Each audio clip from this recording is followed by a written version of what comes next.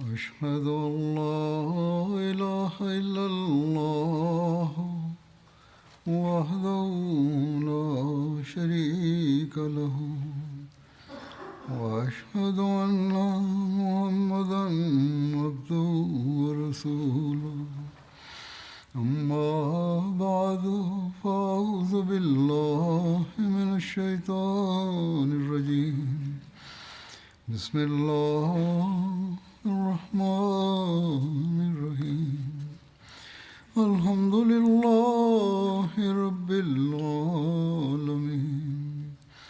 الرحمن الرحيم مالك يوم الدين إياك نعبد وإياك نستعين اهدنا الصراط المستقيم صراط الذين أنعمت عليهم غير المغضوب عليهم ولا الضالين.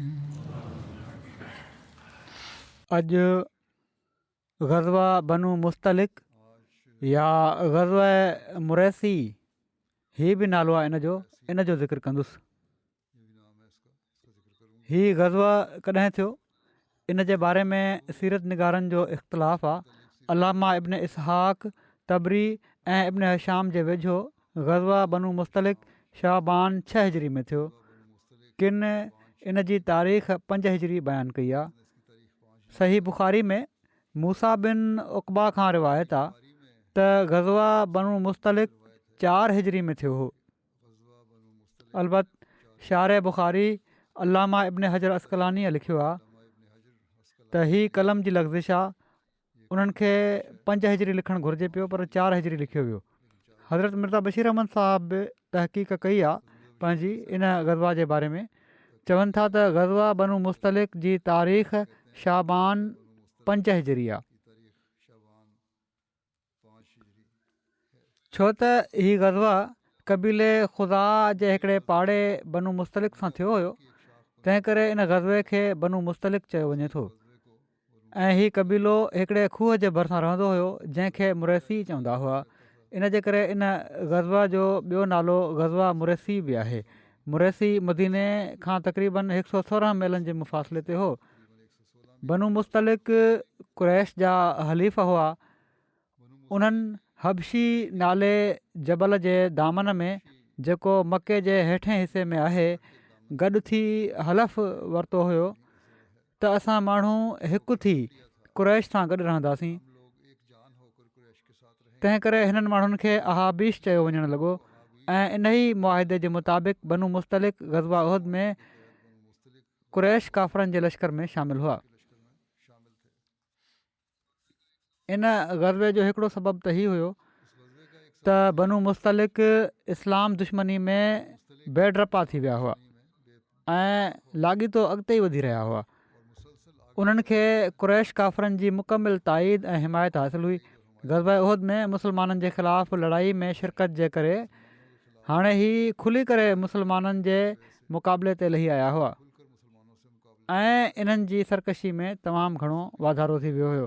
ॿी ॻाल्हि हीअ हुई त मके शरीफ़ मां वञण वारे मरकज़ी रस्ते ते बनू मुस्तलिक जो कंट्रोल हुयो. हीअ माण्हू मके में मुसलमाननि जो अमल दख़ल रोकण जे लाइ मज़बूत रंडक जी हैसियत रखनि पिया. टियों ऐं सभिनी खां अहम सबबु हिन ग़ज़वा जो ही हुयो जो बनू मुस्तलिक जे सरदार हारिस बिन अबी ज़रार पंहिंजी क़ौम ऐं अरब वारनि खे पाण सॻोरन सल्लल्लाहु अलैहि वसल्लम सां जंग जे लाइ तयारु कयो ऐं मदीने जे वेझो 96 मीलनि जे मुफ़ासिले ते लश्कर खे हिकिड़ी जॻह ते गॾु करणु शुरू करे ॾिनई. हज़रत मिर्ज़ा बशीर अहमद साहिब बि सीरत ख़ातमुन नबीयीन में इन जे बारे में लिखियो आहे. चवनि था त क़ुरैश जी मुखालफ़त ॾींहों ॾींहुं वधीक ख़तरनाक सूरत अख़्तियार कंदी पई वञे. हू पंहिंजी शरारत सां अरब जे केतिरनि ई क़बीलनि खे इस्लाम ऐं इस्लाम जे बानी जे ख़िलाफ़ु खड़ो करे चुका हुआ. पर हाणे उन्हनि जी दुश्मनीअ हिकिड़ो नओं ख़तरो पैदा करे छॾियो ऐं उहो ई हुयो त हजाज़ जा उहे क़बीला जेके मुस्लमाननि सां सुठा तालुकात रखंदा हुआ, हाणे उहे बि कुरैश जी फितना अंगेज़ी सां मुस्लमाननि जे ख़िलाफ़ु उथणु शुरू थी विया। इन मामले में अॻराई करण वारो मशहूरु क़बीलो बनु ख़ुज़ा हो, जंहिंजे हिकिड़े पाड़े बनु मुस्तलिक़ मदीने जे ख़िलाफ़ु हमिलो करण जी तयारी शुरू करे ॾिनी ऐं उन्हनि जे रहिस हारिस बिन अबी ज़रार इन इलाइक़े जे ॿियनि क़बीलनि में दौरो करे किन ॿियनि क़बीलनि खे बि साण रलाए वरितो हो। बनु मुस्तलिक़ जी इन तयारी जो इतलाउ जॾहिं पाण सॻुरनि सलम ताईं पहुतो त पाण सॻुरनि सलाहु वसलम हज़रत बुरैदा बिन हुसैब असलमी खे मोकिलियो त जीअं हू हालात मालूम करे अचनि। हू रवाना थिया ऐं उन्हनि जे चश्मे ते उन्हनि सां वञी मिलिया। बुरैदा दोखेबाज़ क़ौम ॾिठी जेके न सिर्फ़ु पाण गॾु हुआ ऐं पर उन्हनि भर पासे जे माण्हुनि जो लश्कर बि गॾु करे रखियो हुयो। हिननि माण्हुनि पुछियो हज़रत बुरैदा खां त तूं केरु आहीं? हज़रत बुरैदा चयो त मां तव्हां मां ई हिकु आहियां। मां तव्हांजो लश्करकशी जो ॿुधी हिते आयो आहियां। अहिड़ी तरह पंहिंजी हिकमत अमली सां हिननि माण्हुनि जी जंगी तयारियुनि जो चङी तरह जाइज़ो वठी हज़रत बुरैदा हुज़ूर जी ख़िदमत में आया ऐं हिननि माण्हुनि जा हालात ॿुधायाऊं। पाण सॻुरनि सलाहु वसलम मुस्लमाननि खे घुरायो ऐं दुश्मन जे बारे में ख़बर ॾिनऊं ऐं इस्लामी लश्कर तमामु जल्द तयारु थी रवानो थी वियो। बनु मुस्तलिक़ ॾांहुं संदन रवानगी जो तफ़सील हीअं बयानु थियो आहे। हिकिड़ी रिवायत जे मुताबिक़ पाण हज़रत ज़ैद बिन हारिसा खे मदीने में नाइब मुक़ररु कयऊं। इब्न हिशाम हज़रत अबूज़र ग़फ़ारी जो नालो बयानु कयो आहे। अहिड़ी तरह हज़रत नुमैला बिन अब्दुल्ला जो नालो बि बयानु कयो वञे थो। बहरहाल हीउ लश्कर रवानो थियो।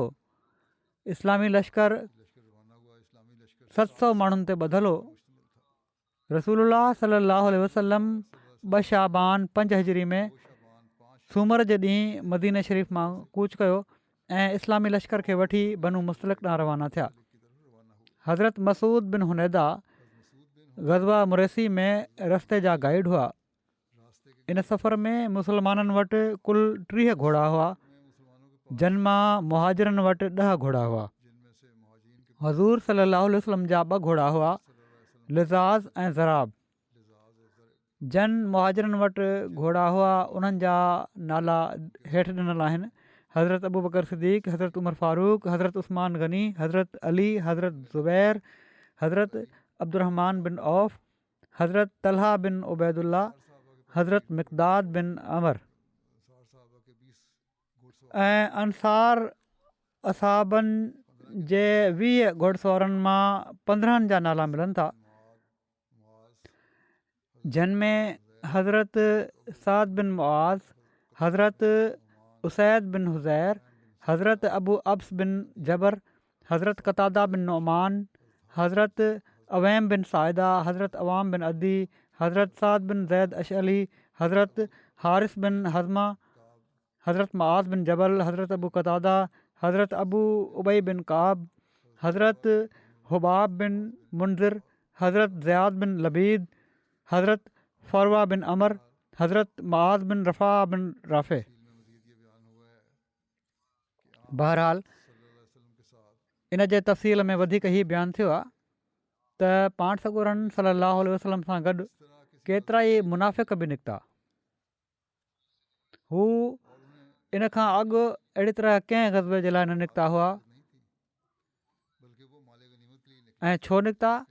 चवनि था त इन्हनि खे जहाद जी रग़बत न हुई ऐं पर हू गनीमत जे माल जे लाइ निकिता हुआ त जेकॾहिं खटी वियासीं त असांखे गनीमत जो माल मिलंदो।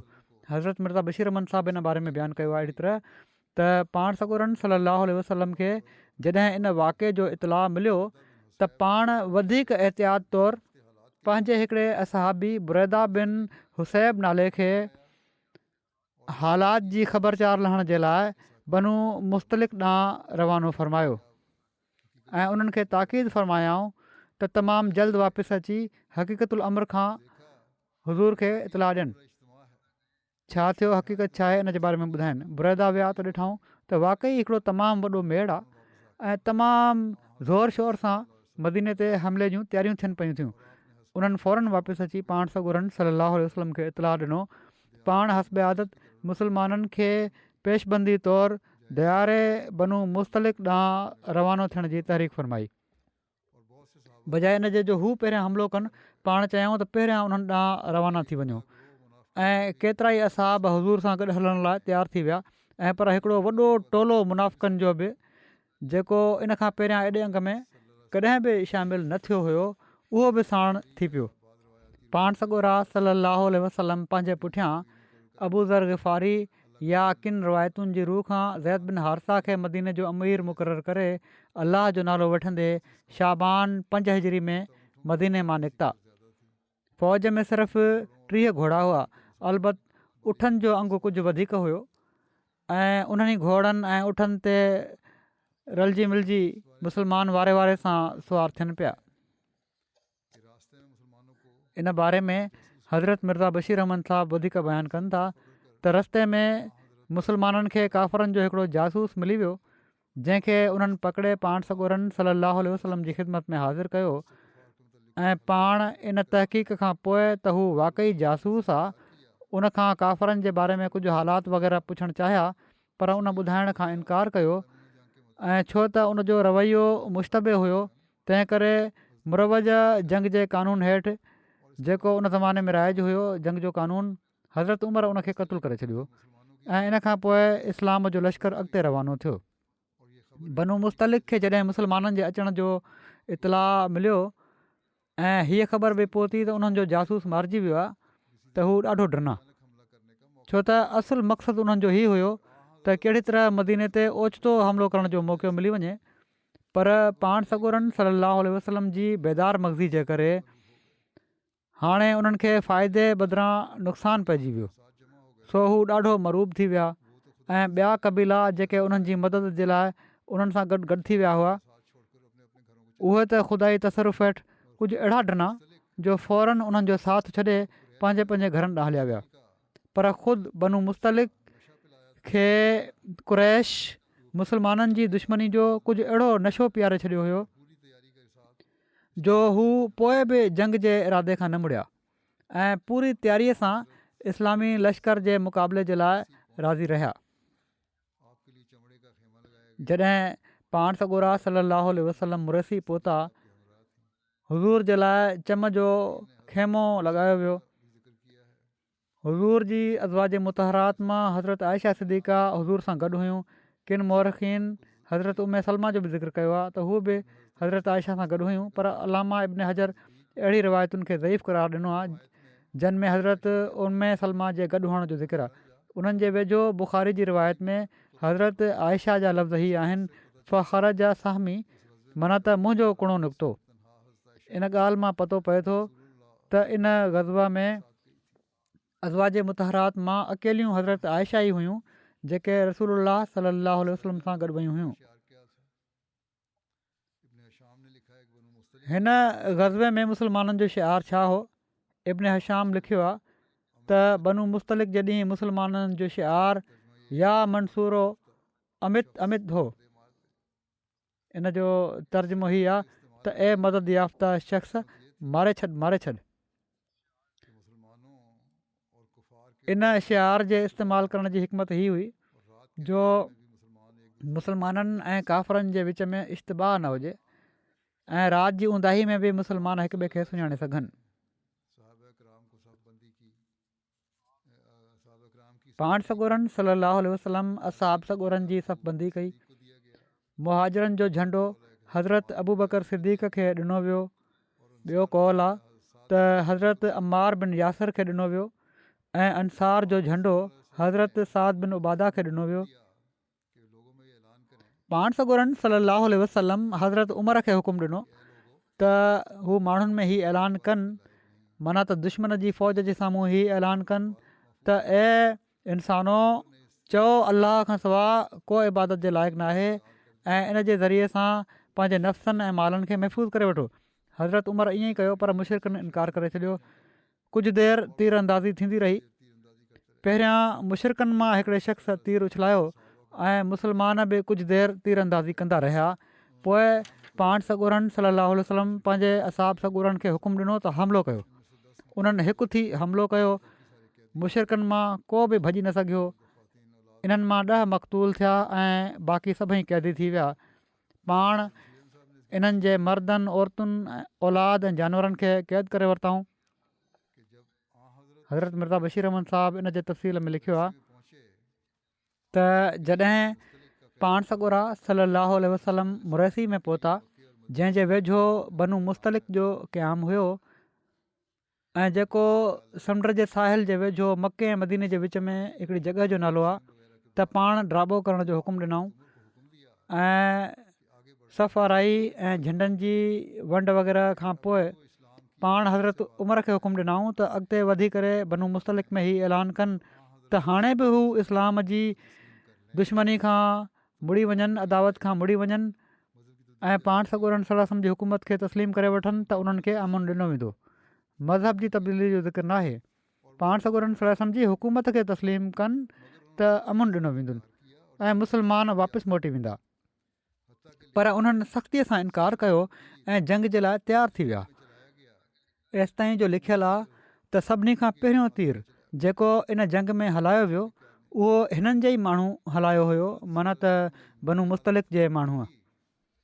जॾहिं पाण सॻोरनि सलाहु वसलम इन्हनि जी हीअ हालति ॾिठी त पाण बि असाबनि खे विढ़ण जो हुकुम ॾिनऊं। थोरी देरि ताईं धुरनि जे विच में ख़ूब तेज़ तीर अंदाज़ी थी, जंहिंखां पोइ पाण सॻोरनि वसलम असाबनि खे यकदमि हमिलो करण जो हुकुम ॾिनो ऐं इन ओचिते हमले जे नतीजे में काफ़रनि जा पेर पटिजी विया। पर मुस्लमाननि अहिड़ी होशियारीअ सां उन्हनि जो घेराव कयो जो समूरी क़ौम मैसूर थी हथियार फिटो करण ते मजबूर थी वई ऐं सिर्फ़ु 10 काफ़रनि ऐं हिकिड़े मुस्लमान जे क़तल ते हिन जंग जो जेका ख़तरनाक सूरत अख़्तियार करे सघे पई ख़ात्मो थी वियो।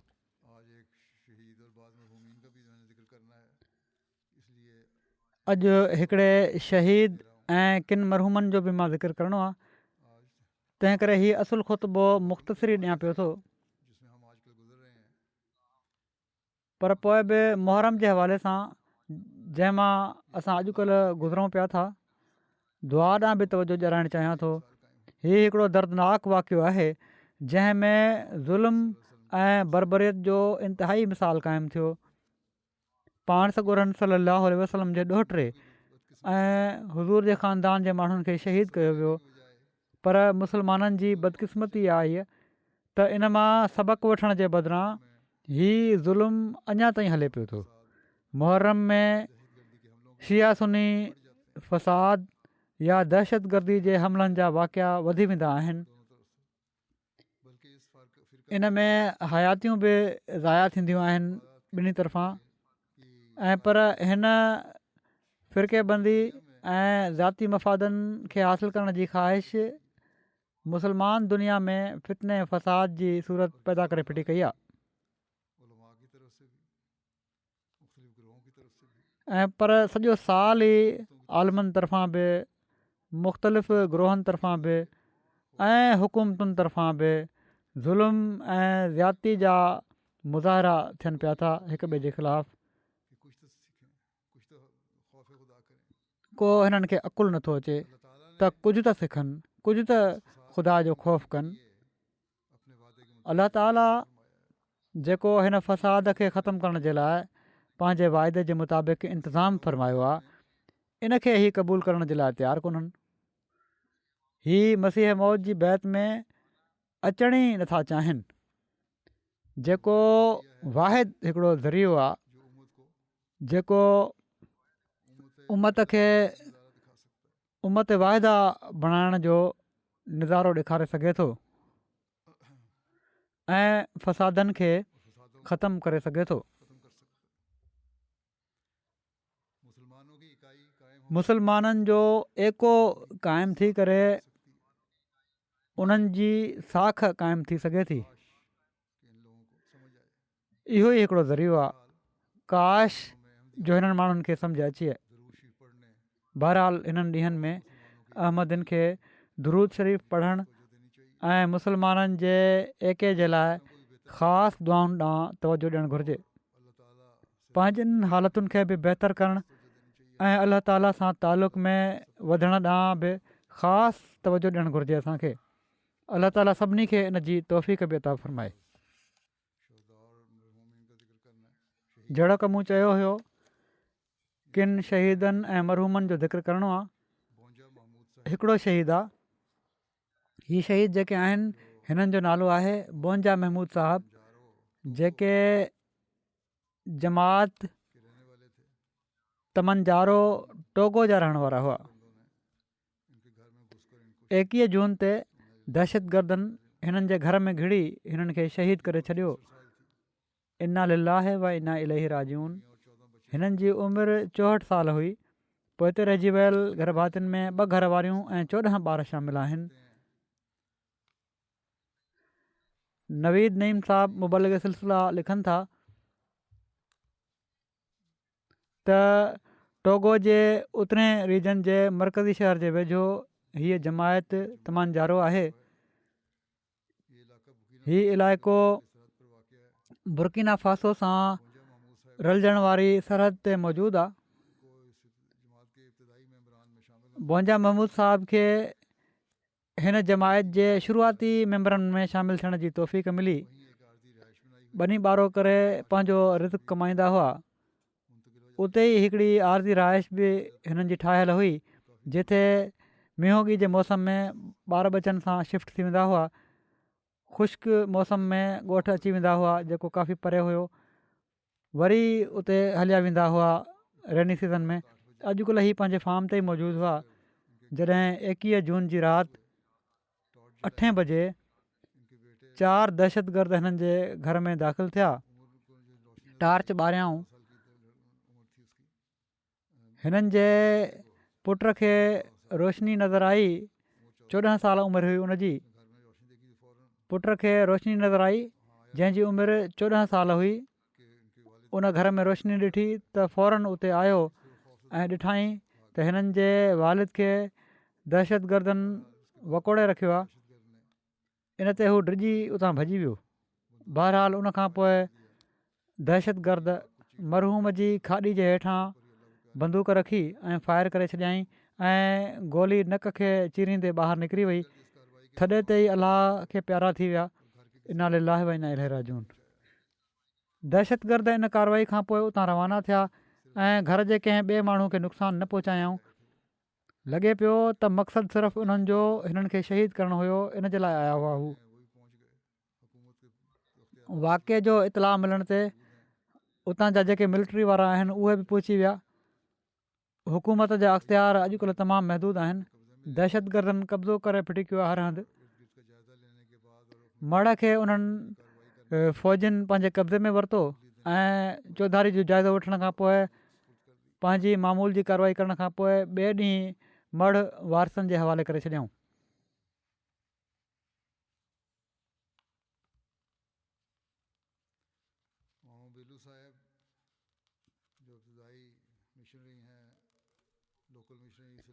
मामू बेलू साहब जेके शुरूआती मिशनरी आहिनि, लोकल मिशनरी इन इलाइक़े जा, हू चवनि था त मरहूम शुरूआती बैत करण वारनि में शामिलु हुआ। तमामु शुरूआति में हिननि बैत कई हुई। बैत खां पोइ हू नमाज़ुनि ऐं सभिनी जमायती प्रोग्रामनि में बाक़ाइदा शामिलु थींदा हुआ। अहिड़ी तरह बाक़ाइदगी सां चंदो बि ॾियणु शुरू करे ॾिनऊं। हिननि जा हल्का मिशनरी जुदामा ताहिर साहिबु चवनि था हिननि जी बैत जेका 2007 में हिननि कई हुई, इन जे फ़ौरन बाद रमज़ान शुरू थी वियो। मींहोगी जो मौसम हुयो। फ़सुल जे लाइ ज़मीन जी तयारी शुरू थी चुकी हुई।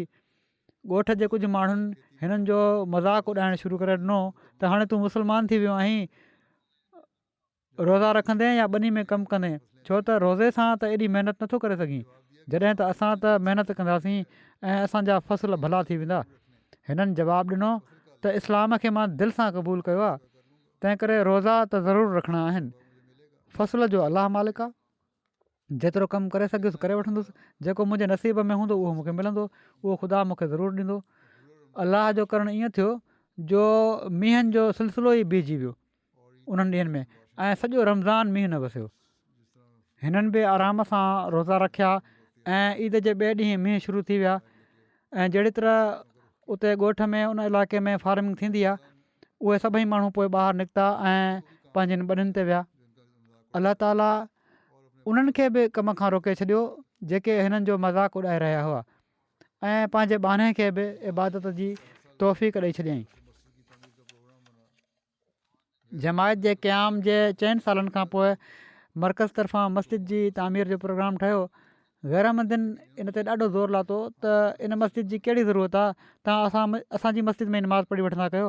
पर हिननि चयो त असां त पंहिंजी मस्जिद ठाहींदासीं। ऐं पोइ हीअ मस्जिद ठहण खां पोइ जॾहिं बि हीअ ॻोठ में हूंदा हुआ 5 ई नमाज़ूं मस्जिद में बाक़ाइदगी सां पढ़ंदा हुआ। हिननि जा वॾा भाउ याक़ूब साहब बयानु कनि था त तमामु नरम दिलि जा हुआ, कॾहिं बि कंहिंजो मंदो न चाहियूं। ख़ानदान जो को बि मसइलो जॾहिं कंहिंखां सही न थींदो हुयो त हू हिननि वटि ईंदो हुयो ऐं मरहूम तमामु आराम सां उनखे हल करे छॾींदा हुआ। अलाह ताला मरहूम जा दर्जा बुलंद फ़रमाए ऐं हिननि जी औलाद ऐं नसुल खे बि हिननि जूं नेकियूं जारी रखण जी तौफ़ीक़ अता फ़रमाए। इन्हनि इलाइक़नि में दहशतगर्दनि जो बि अलाह ताला ख़ात्मो फ़रमाए ऐं अमन अमान जी सूरत हाल क़ाइमु फ़रमाए। हीअ सूरत हाल चवण में त इहो ई आहे त माण्हुनि में पाण में जहिड़ा आहिनि, इन लाइ या मुस्लमाननि जे टोलनि हिकिड़ो फितनो मचाए फिटी कयो आहे। पर हीअ सभु कुझु इन जी पुष्टपनाही जेका आहे हीअ वॾियुनि ताक़तुनि तरफ़ां थी रही आहे, जेके पंहिंजे मफ़ादनि जे लाइ हिननि मुल्कनि में दहशतगर्दी खे हवा ॾियनि थियूं ऐं पोइ पाण ई अमुन क़ाइमु करण जा बयान ॾेई हमदर्द बणजण जूं वॾियूं ताक़तूं कोशिशि बि कंदियूं आहिनि। जेकॾहिं हीअ माण्हू हिननि जी पुठि भराई न कनि त हीअ तनज़ीमूं हली नथियूं सघनि ऐं मुस्लमाननि खे अकुलु कोन थो पियो अचे त असां कयूं छा था पिया। के मुस्लमान तनज़ीमूं आहिनि, के सियासी माण्हू बि आहिनि जेके हिननि दहशतगर्दनि में शामिलु थी चुका आहिनि। अॻिलो जेको ज़िक्र आहे उहो मुकरम रशीद अहमद साहब साबिक़ मुआविन नाज़िर उमरियामा जेके नूर हुसैन साहब जा पुट हुआ। कुझु ॾींहं पहिरियां 86 सालनि जी उमिरि में हिननि जी वफ़ात थी आहे। इन्ना लिल्लाहि व इन्ना इलैहि राजिऊन। ही कादियान में पैदा थिया, पैदाइशी अहमदी हुआ। हिननि जे ख़ानदान में अहमदियत हिननि जे वालिद नूर हुसैन साहब जे ज़रिए आई, जन 1924 में ख़िलाफ़त सानिया जे दौर में बैत करे अहमदियत में शमूलियत जी सआदत हासिलु कई हुई। रशीद साहब शुरूआती तालीम कादियान में हासिलु कई। पाकिस्तान जे क़याम खां पोइ मैट्रिक करण खां पोइ जमाती ख़िदमतुनि जी शुरूआति कयऊं। 1998 में तोड़े हिननि जी रिटायरमेंट थी वई हुई, पर रीएम्प्लॉय कया विया ऐं 2021 ताईं जेसिताईं सिहत इजाज़त ॾिनी ख़िदमत जी हिननि खे तौफ़ीक़ मिली। मरहूम जी गॾियल तौर ते जमायती ख़िदमत जो सिलसिलो तक़रीबन 65 सालनि ते मुहित आहे। तमामु घणनि ख़ुसूसियतुनि जा हामिल हुआ। रोज़ जो कमु रोज़ करण जा आदी हुआ। सिलसिले जा तमामु वफ़ादार ऐं ज़िमेदार हुअण खां अलावा समूरा जमायती मामला राज़दारी सां अंजाम ॾींदा हुआ। वक़्त जी पाबंदी नुमाया वसफ़ हुई। निज़ाम वसियत में शामिलु थिया ऐं चंदनि जी अदायगी जो ॾाढो फ़िक्रु रहंदो हुयुनि। पहिरें वक़्त में चंदो ॾेई छॾींदा हुआ। हर जमायती तहरीक में हिसो वठण जी कोशिशि कंदा हुआ। मिटनि माइटनि सां पंहिंजाइप जो तालुक़ु रखियऊं। ज़रूरतमंदनि जी ख़ामोशी सां मदद कंदा हुआ। ख़िलाफ़त सां हिननि खे ख़ासि इश्क़ ऐं तालुक़ु हो। ख़िलाफ़त सानिया खां वठी ख़िलाफ़त ख़ामसा ताईं मुख़्तलिफ़ सभिनी दौरनि में हिननि ख़िदमत जी तौफ़ीक़ हासिलु कई ऐं वॾी वफ़ा सां ख़िदमत सर अंजाम ॾिनऊं। वॾी ख़ामोशी सां कमु करण वारा ऐं तमामु मुख़लिस ख़िदमत गुज़ार हुआ। 1974 ऐं 1984 जे पुराशोब दौर में भरपूर तौर ते मुख़ालफ़ाणे हालात खे मुंहुं ॾियण जी बि हिननि खे तौफ़ीक़ मिली। 74 जे मुख़ालफ़ाणे हालात में पुलिस हिननि खे गिरफ़्तार करे वरितो ऐं गिरफ़्तार करे पुलिस फ़ैसलाबाद वठियूं पई वञे बस ते। चिन्योट में मुख़ालफ़नि जे मेड़ बस ते हमिलो करे ॾिनो, जंहिंमें हिननि खे पुलिस वठी पई वञे। पुलिस ऐं बस जा ॿिया मुसाफ़िर भॼी विया, पुलिस वारा बि भॼी विया हिननि खे छॾे। जुलूस वारनि हिननि खे हथकड़ी हिननि खे लॻल हुई। हथकड़ी लॻल हुअण जी हालत में चाकुनि जा हमला करे शदीद ज़ख़्मी करे छॾियो। मौजदाने रंग में जान बची। केतिरा ई महीना इस्पताल रहिया। इन खां पोइ ॿीहर जेल शिफ्ट कयो हुअनि। इन जे करे हिननि जूं आङुरियूं बि वढिजी वियूं हुयूं, चहिरे ते बि ज़ख़्म हुआ ऐं काफ़ी देरि ताईं ॻाल्हाइण बि हिननि जे लाइ ॾुखियो हुयो। पर बहरहाल अलाह ताला हिननि जी जान बचाई।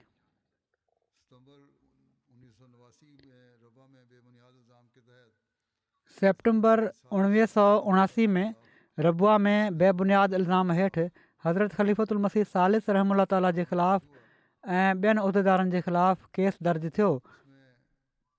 इन में रशीद अहमद साहब जो नालो बि हो ऐं हिकिड़ो वॾो वक़्तु इन केस जी पैरवी थींदी रही।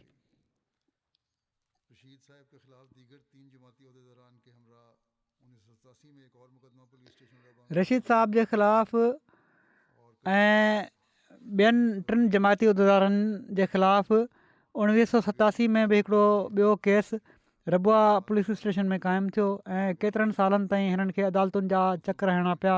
हिननि जी धीअ अमत सबूर चवंदियूं त बाजमात नमाज़ जा पाबंद, हुकूकुल इबाद जो ख़्यालु रखण वारा, ॿियनि जी तकलीफ़ खे पंहिंजी तकलीफ़ सम्झण वारा ऐं केतिरा ई भेरा ईअं थियो जो सिर्फ़ु मामले खे ख़तमु करण जे लाइ पंहिंजो हक़ बि छॾे ॾींदा हुआ। हिननि जी धीउ वधीक ॿुधायो त वालदा जी वफ़ात खां पोइ मूं फ़ैसिलो कयो त हिननि वटि हली वञा ऐं पंहिंजे ॿारनि समेत हिननि वटि अची वियसि। त ईंदे ई हिननि मूंखे नसीहत कई त जेकॾहिं मूं वटि रहणो आहे त ॿारनि खे सम्झाए छॾिजांइ त निमाज़ बाजमायत जी अदायगी जी पाबंदी कंदा, जमायती सरगर्मियुनि में हिसो वठंदा, शाम खां पोइ घरां ॿाहिरि न वेंदा ऐं जमायत जे उहिदेदारनि तरफ़ां सॾे वञण ते इनकार न कंदा। चवनि थियूं इन तरबियत जो मूंखे ॾाढो फ़ाइदो थियो। अलाह ताला मरहूम सां मग़फ़िरत ऐं रहम जो वर्ताव फ़रमाए, दर्जा बुलंद करे, हिननि जे ॿारनि ऐं नसुल खे बि हिननि जूं नेकियूं जारी रखण जी तौफ़ीक़ अता फ़रमाए। अॻिलो ज़िक्र आहे मुकरम चौधरी मुतीउर रहमान साहब, नाइब नाज़िर उमूरियामा इबन चौधरी अली अकबर साहब, जेके कुझु ॾींहं पहिरियां 89 सालनि जी उमिरि में फ़ौत थी विया। इन्ना लिल्लाहि व इन्ना इलैहि राजिऊन। पैदाइशी अहमदी हुआ। हिननि जे ख़ानदान में अहमदियत हिननि जे वालिद चौधरी अली अकबर साहब जे ज़रिए आई, जन फेबरवरी 1916 में ख़िलाफ़त सानिया में बैत जी सआदत हासिलु कई। पाकिस्तान जे क़याम खां पोइ हिननि जे वालिद चौधरी अली अकबर साहब खे नाइब नाज़िर तालीम तौरु सिलसिले जी ख़िदमत जी तौफ़ीक़ बि मिली। चौधरी मतीउर रहमान साहब शुरूआती तालीम कादियान मां हासिलु कई। पाकिस्तान जे क़याम खां पोइ तालीम मुकमल करे तालीम जे खाते सां वाबस्ता थी विया। रिटायरमेंट खां पोइ पंहिंजो पाण खे जमायती ख़िदमत जे लाइ पेश कयाऊं ऐं नाइब नाज़िर उमूरियामा तौरु 25 सालनि खां वधीक वक़्तु मरण घड़ी ताईं सिलसिले जी ख़िदमत जी तौफ़ीक़ हासिलु कयूं। तमामु ख़ामोश तब ऐं कमु करण वारा इंसान हुआ। चौधरी मतीउर रहमान साहब केतिरनि ई ख़ुशूसियतुनि जा हामिल हुआ।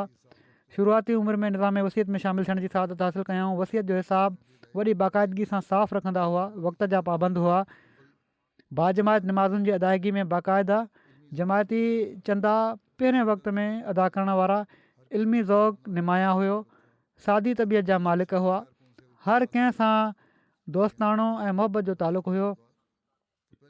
कॾहिं बि कंहिं साथी कारकुन खां जेकॾहिं का ॻाल्हि थी वेंदी हुई, माना त का नाराज़गी वारी ॻाल्हि, त पहिरियां सुलह जो हथु वधाईंदा हुआ। दफ़्तरी तौर ते जेको बि कमु हिननि जे हवाले कयो वेंदो हुयो उनखे तमामु जल्द मुकमल कंदा हुआ।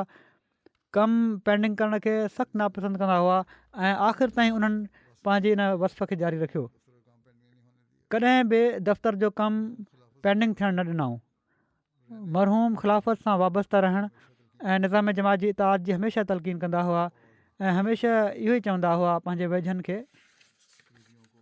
हिकिड़ी धीउ हुई हिननि जी, उनखे बि ॿारनि खे बि त ख़िलाफ़त जी इताअत में ई बरकतूं आहिनि।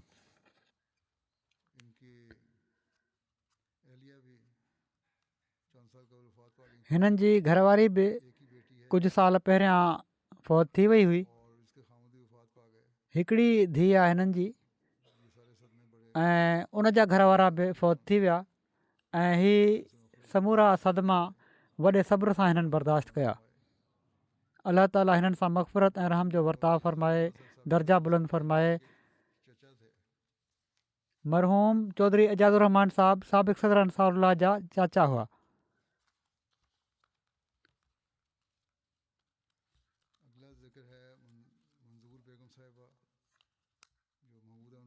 अॻिलो ज़िक्र आहे मंज़ूर बेगम साहिबा, जेके महमूद अहमद भट्टी साहिबु मरहूम ऑफ सरगोदा जूं घरवारियूं हुयूं।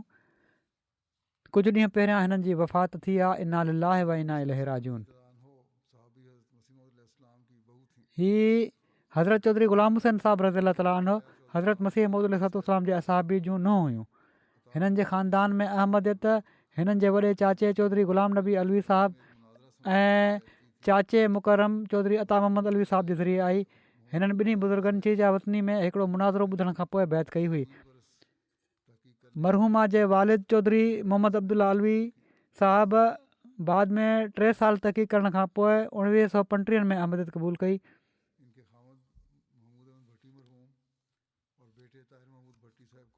हिननि जे घर वारे महमूद अहमद भट्टी मरहूम ऐं पुटु ताहिर महमूद भट्टी साहिब खे असीर राहे मौला हुअण जी सआदत बि मिली।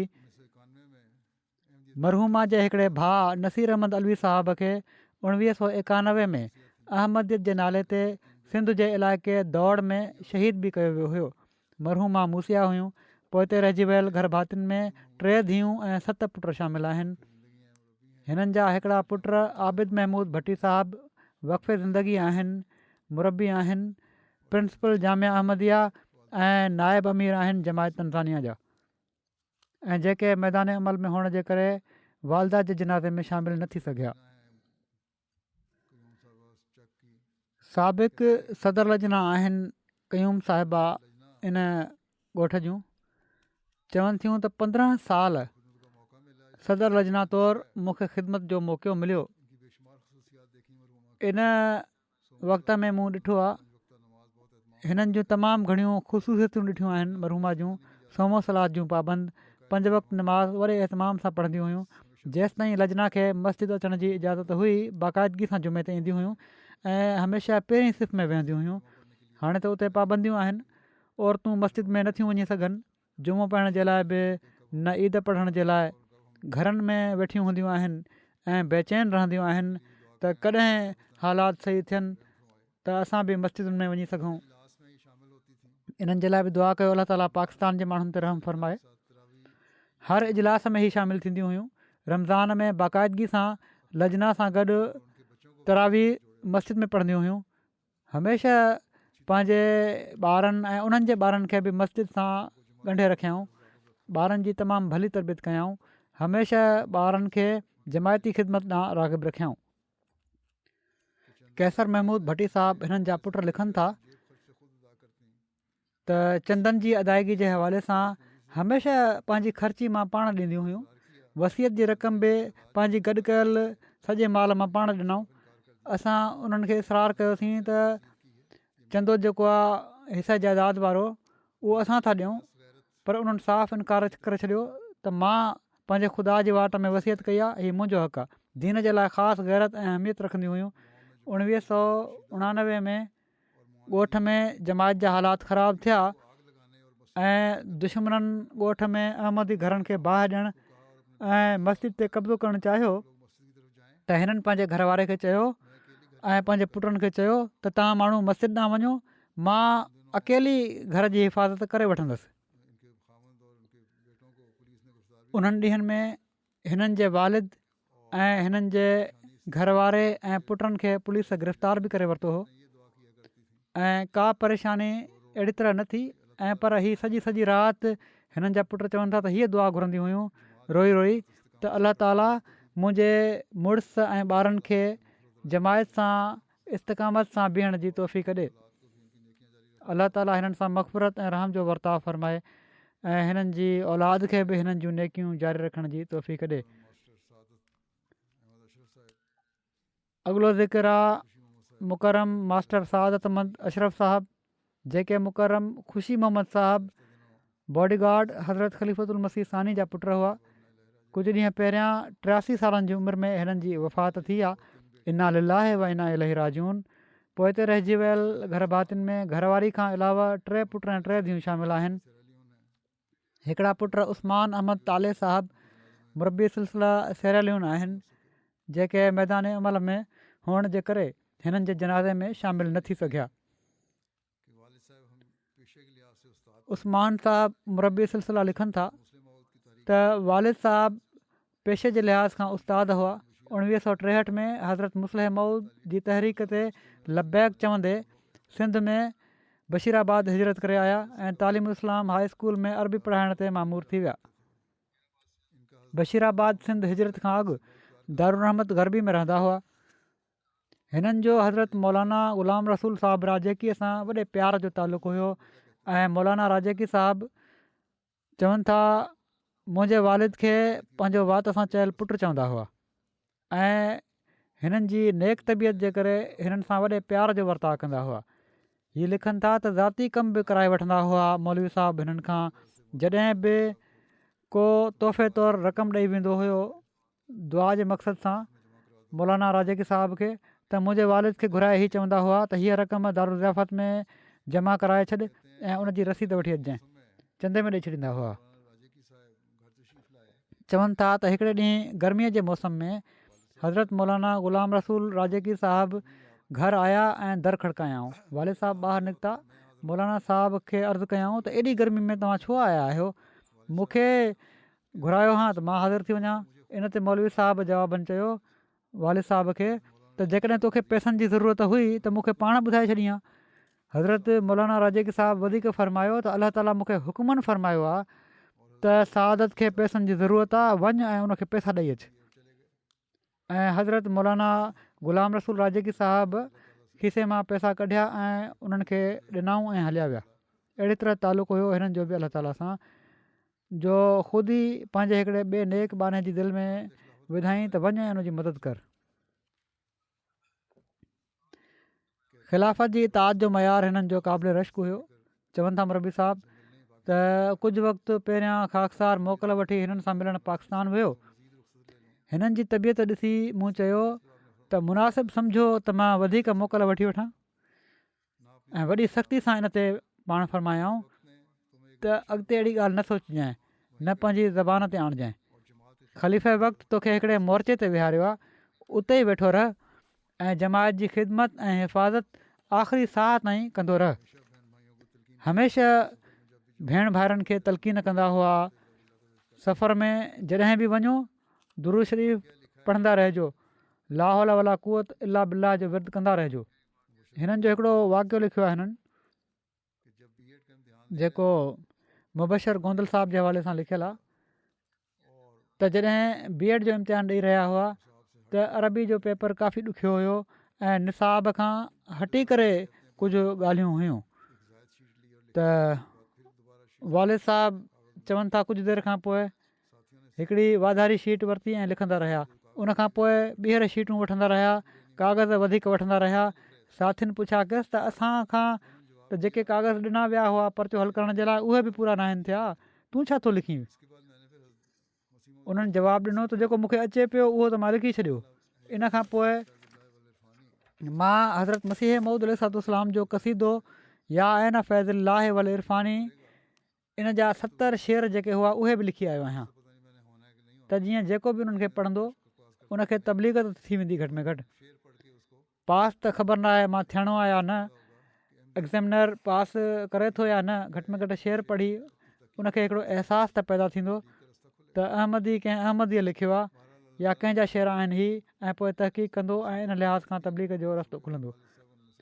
बहरहाल अलाह ताला बि फज़ुलु कयो जो इन इम्तिहान में सिर्फ़ु 3 माण्हू पास थिया ऐं वालिद साहिब बि उन्हनि मां हिकिड़ा हुआ।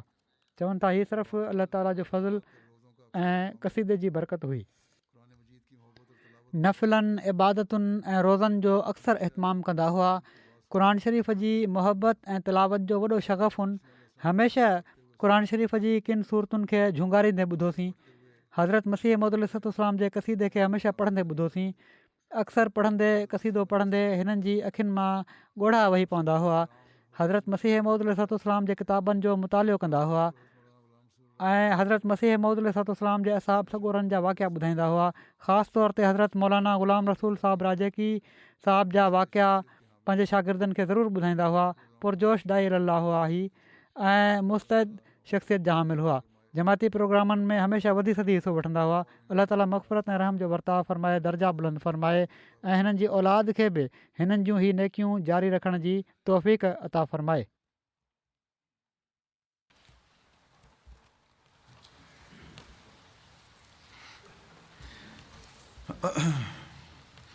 अल्हम्दुलिल्लाह